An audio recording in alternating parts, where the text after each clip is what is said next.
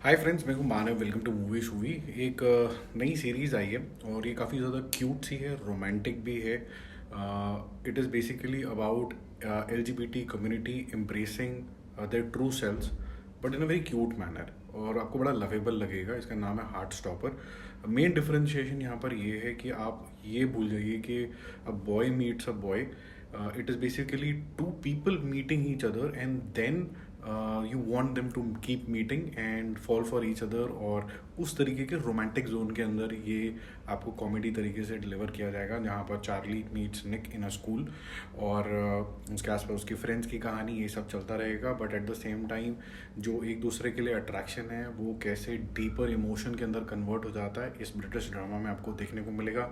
जहाँ पर इन दोनों को टैबू कहीं ना कहीं फाइट करना होता है, अपने इंटरनल सेल्फ से भी और आउटसाइड जो पीयर्स हैं, फ्रेंड्स हैं, दुनिया। Basically not so much with parents, वो ज़्यादा दिखाया नहीं है इसके अंदर। बट जो चीज़ें मुझे यहाँ पर अच्छी लगी वो ये लगी हैं कि how it breaks the stereotype of being a gay, because all this while how gays are represented is like you. ऐसा नहीं है यहाँ पर। Something that we saw in Badhaai also, जैसे राजकुमार का कैरेक्टर था, मस्कुलर था। यहाँ पर भी जिस तरीके का कैरेक्टराइजेशन यहाँ पर हुआ है, स्पेसिफिकली निक का, तो it breaks the stereotype for sure. और जिस तरीके से इस कम्युनिटी के अंदर इनसिक्योरिटीज़ होती हैं, एक हिचक होती है टू एक्सप्रेस, एक हिचक होती है to be in denial also, ताकि लोग उनके बारे में क्या बोलेंगे। एक तो हिचक हो गई कि दूसरे बंदे को मैं एक्सप्रेस करूँगा तो उसका क्या बिहेवियर होगा, whether he straight, gay, open for such a discussion और नॉट, वो सब चीज़ें, ये सब चीज़ें बहुत ज़्यादा लेयर तरीके से इसके अंदर दिखाया गया। तो इसके अंदर कभी ना कभी आपको ऐसा लगेगा कि ये जो कैरेक्टर है ज़्यादा एक्सप्रेस नहीं कर पा रहा है, तो जो लोनलीनेस होती है मे बी इस कम्युनिटी की, वो यहाँ पर you are made to feel that, right.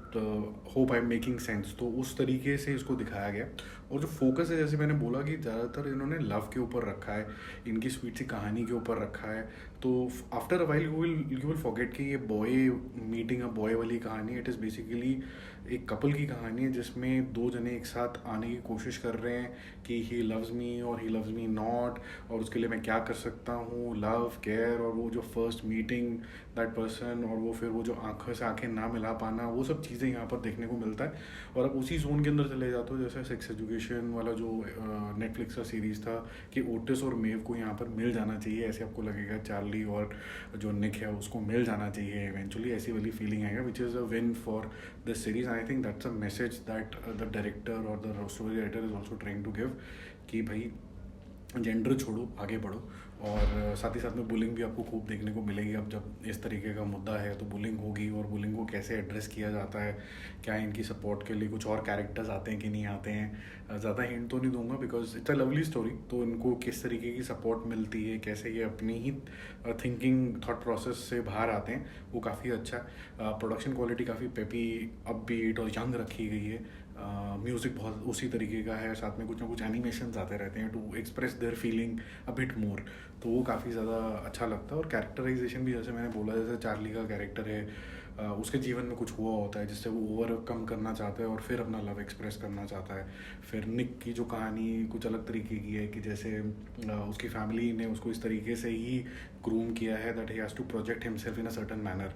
तो वो उसको वो वाली जो मैनरिज्म है वो मेंटेन करके रखनी है, तो वो उससे बाहर कैसे आए। तो ये सारी चीज़ें आपको दिखाई जाती है, विच is a typical I think mindset of the LGBT community की। ये सब चीज़ें उनके साथ होती है, तो काफ़ी रियल रखा गया।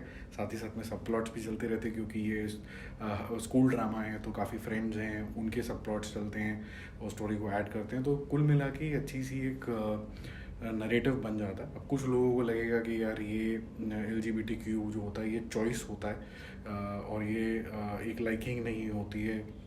वो चॉइसेस का मतलब है कि आप ये चॉइस ना लो तो ये कोई बीमारी टाइप है। आई थिंक यही सब माइंडसेट को चेंज करने के लिए इस तरीके की सीरीज़ बनती है, मोटा मोटा।